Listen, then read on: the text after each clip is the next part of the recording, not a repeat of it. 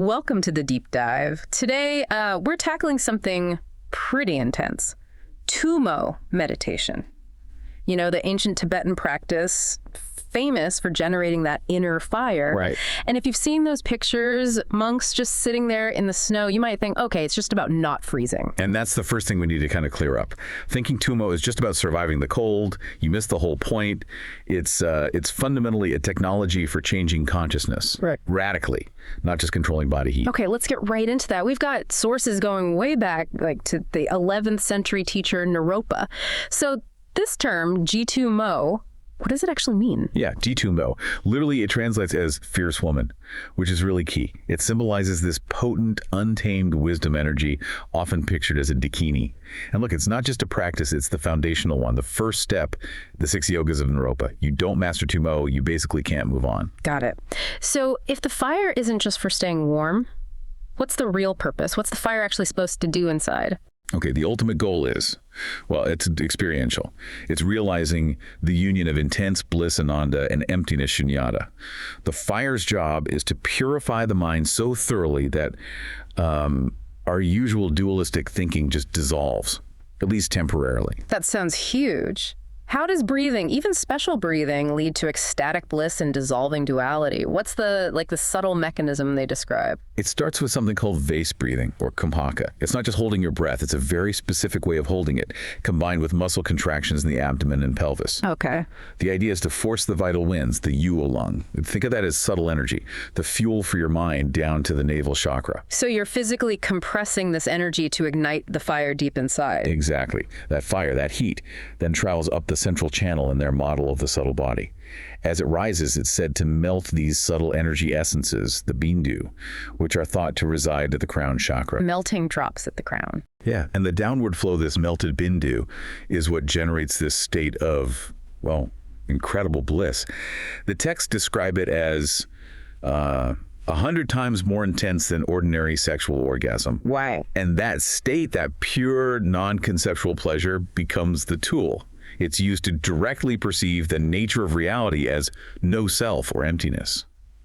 The fire is also said to burn away karmic baggage, the kleshas. Metaphorically speaking, of course. Okay, the tradition makes some extraordinary claims. So when did science start to kind of test this? I know Dr. Herbert Benson did studies back in '82, monks drying wet sheets in the cold. Yes, Benson's work was pioneering. It showed they could raise their finger and toe temperatures dramatically, enough to dry those freezing sheets. But that didn't prove they were heating their core. Right, just moving blood around.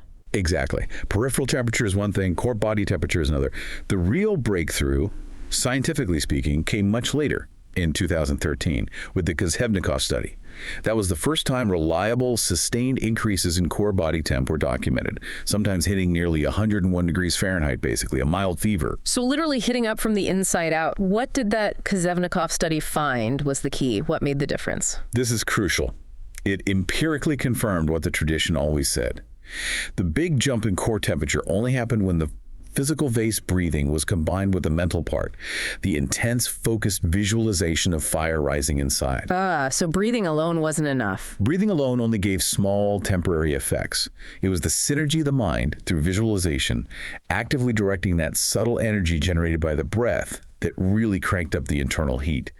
It showed the mind is absolutely central. Which brings us to a common comparison today. People hear breathing and cold and they think Wim Hof. How does traditional Tummo stack up against the Wim Hof method? Yeah, good question. They seem similar on the surface, but they're fundamentally different. The Wim Hof method is secular. It's geared towards health benefits, boosting immunity, resilience to stress, that kind of thing. Yeah. And it uses external cold as the main trigger. Right. Tummo is completely different in intent. It's an integral part of a specific spiritual path, Vajrayana Buddhism. Its sole aim is spiritual liberation, enlightenment, bodhicitta. And the driver is internal. That complex visualization is essential, not optional. And the tradition is also very clear about the dangers, isn't it? This isn't something you just pick up from a website. Absolutely not. It's considered a highly advanced and traditionally a guarded practice. The texts consistently warn that trying this without a qualified guru is, and I quote, incredibly harmful. Harmful how? You're dealing with powerful energies. An unprepared mind can apparently suffer severe imbalances in that subtle energy system. They call them Rolling disorders, or even serious psychological problems like psychosis. hypnosis. Yeah. The energy can just be overwhelming. The warnings aren't trivial. They reflect the practice's potency. So wrapping this up, what's the big takeaway for us listening? It seems Tummo really forces us to reconsider the strict separation we often make between mind and body. It shows the mind can influence deep physiological processes we usually think are automatic. Exactly. And what's really fascinating, I think, is how science and the tradition offer complementary views. Science is getting better at measuring what happens, changes in the autonomic nervous system, thermogenesis, core temperature increases. It validates the physical possibility, but it's the ancient tradition, the spiritual context, that provides the map for why you'd want to cultivate these incredibly potent states.